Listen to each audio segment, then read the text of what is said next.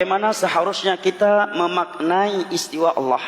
Bagaimana memahami Allah menguasai arsy dan mana istiwa? Barakallahu fik.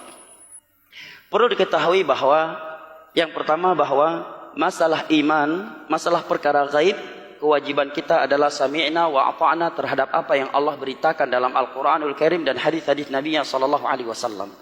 Dan di antara perkara gaib adalah hal yang berkaitan dengan sifat Allah Jalla wa'ala. Tiada ruangan untuk berasio dan untuk berakal terkait nama-nama dan sifat-sifat Allah. Maka di awal surat Al-Baqarah terkait bab iman, Allah katakan yu'minuna bil ghaib. Mereka beriman tentang ghaib, bukan berasio.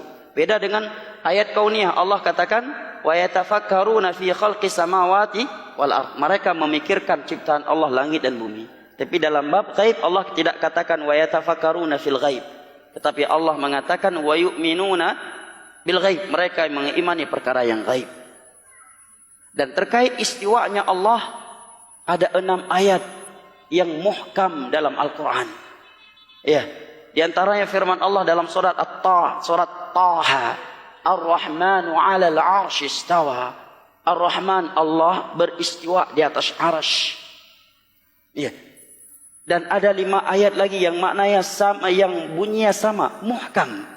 Maka sungguh aneh jika ayat ini yang bentuknya muhkam ditolak, kemudian diambil ayat yang mutasyabihat dengan alasan ayat Allah wa huwa ma'akum aina ma kuntum. Pada ayat wa huwa ma'akum aina ma kuntum tidaklah lebih muhkam dan tidaklah lebih banyak jumlah penyebutannya dibandingkan ayat istawa dalam Al-Quran.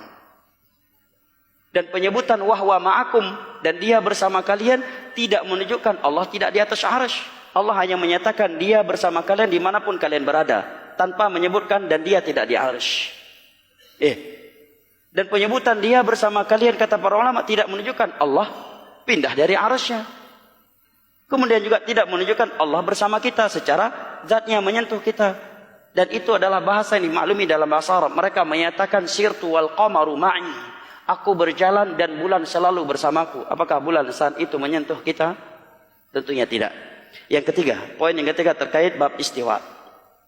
Bahwa dalam bab akidah kita tidak boleh memahaminya hanya dengan akal kita. Langsung dapat ayat dan dapat hadis dengan modal bahasa Arab kita langsung menyimpulkannya. Walaupun kita tamatan Timur Tengah, walaupun dari berbagai universitas. Tidak boleh seperti itu. Tetapi kita harus merujukkannya kepada pemahaman para sahabat, para tabi'in dan tabi'ut tabi'in, yang telah diajarkan dan disampaikan oleh ulama-ulama setelah itu seperti 4 imam madhab. Allah berfirman di dalam surat Al-Baqarah, "Fa in amanu bimithli ma amantum bihi faqad ihtadaw wa in tawallaw fa innama hum fi shiqaq fasayakfikahumullah wa huwas samiul alim." Jika manusia ini beriman sebagaimana kalian beriman. Siapa kalian ketika ayat ini turun? Tiada lain selain para sahabat Nabi. Kalau iman mereka seperti iman kalian, akidah mereka seperti akidah kalian, maka mereka akan berada di atas hidayah. Tetapi jika mereka berpaling, maka mereka akan sesat. Di dalam sebuah hadis yang diriwayatkan oleh Imam Al-Bukhari dari Fadalah bin Ubaid radhiyallahu anhu, Nabi menyatakan khairun nasi qarni thumma alladhina yalunahum thumma alladhina yalunahum. Sebaik-baik manusia adalah generasiku. Siapa? Para sahabatnya. Kemudian yang datang setelah mereka siapa? Para tabi'in. Kemudian yang datang setelah mereka yaitu tabi'ut tabi'in. Secara generasi, 3 generasi ini yang direkomendasikan oleh Rasulullah sallallahu alaihi wasallam. Baik. Dan semua mereka, baik para sahabat, para tabi'in dan tabi'ut tabi'in, bahkan 4 imam mazhab sepakat tentang makna istawa dipahami dengan pemahaman yang benar yang dipahami oleh para sahabat, para tabi'in dan tabi'ut tabi'in. Al-Imam Ibnu Qayyim menyebutkan bahwa makna istawa di kalangan ulama salaf ada 4 makna, tidak lepas dari 4 makna. Tidak lepas dari 4 makna. Yang pertama ala, yang kedua wartafa'a, yang ketiga wasa'ida, wa keempat warstaqar. Ala wartafa'a wasa'ida.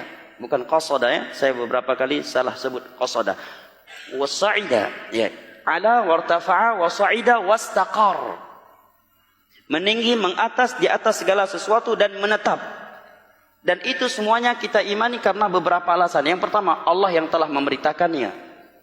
Ya. tanpa ada takwil dari Nabi. Nabi menyampaikan yang kepada para sahabat tanpa ada takwil di antara mereka.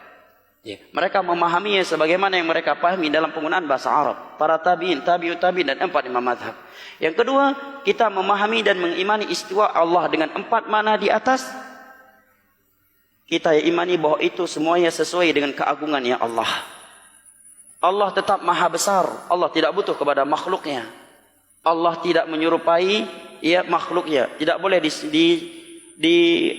dianalogikan dengan akal kita, tidak boleh diserupakan dengan sifat makhluk, tidak boleh ditakwil dan tidak boleh ditolak. Istiwa tersebut sesuai dengan keagungannya Allah sebagai Al-Khaliq. Allah tetap Maha Akbar dan Allah tidak butuh kepada makhluknya. Kalau ada yang berkata, Ustaz, saya tidak sanggup pikir bagaimana dikatakan Allah beristiwa di atas arsy, tetapi dikatakan Allah tetap maha besar dan Allah tidak butuh kepada makhluknya. Maka jawabannya, itulah pintu kesesatan saudara yang pertama kali. Yaitu saudara mulai berpikir, bukan mulai beriman.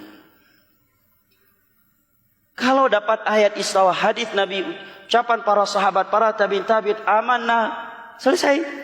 Semuanya itu sesuai dengan keagungannya Allah. Sebab kedua mereka mentakwil istawa. Pertamanya adalah mereka jatuh kepada takyif. Setelah jatuh kepada takyif, mereka takut akan jatuh kepada tamtsil. Ingin mentaktilnya, tidak berani karena ada ayat dan hadisnya. Maka mereka pakai jurus yang tidak gentleman, yaitu takwil. Asalnya takyif, mulai dia memperbagaimanakan ketika mendengar istawa bersama, mulai dia memperbagaimanakan bagaimananya. Dan manusia tidak mungkin mampu memperbagaimanakan hakikat sifat Allah. Tatkala dia mulai memperbagaimanakannya, maka yang tergambarkan baginya adalah dengan sesuatu yang pernah ia lihat, yang pernah ia dengar, yang pernah terbesit di hatinya. Dan tiada sesuatu yang pernah dia dengar, yang lihat dan terbesit di hatinya kecuali suatu makhluk. Ketika dia ingin menyerupakan, maka dia takut. Ingin menolaknya, enggak berani. Ada ayat dan hadis, maka dia takwil.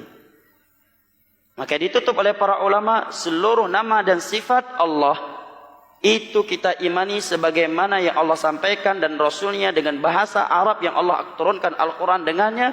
Itu semuanya kita imani sesuai dengan keagungannya Allah, yang tidak dapat diperbagaimanakan, tidak boleh diserupakan dengan sifat makhluk, tidak boleh ditakwil dan tidak boleh ditolak. Bukankah pendengar Allah memiliki sifat mendengar dan manusia juga memiliki sifat mendengar?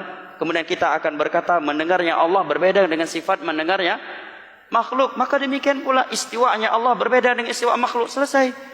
Kenapa pada sebagian sifat kita menyatakan sifat Allah tidak sama dengan sifat makhluk walaupun sama penamaannya, tetapi pada sifat istawa kita tidak lagi menggunakan kaedah tersebut. Apa bedanya sifat istawa dengan sifat yang lainnya? Semuanya adalah sifat Allah dan Allah sendiri yang memberitakannya. Maka para ulama menyatakan berbicara tentang sifat sama seperti berbicara tentang zat Allah.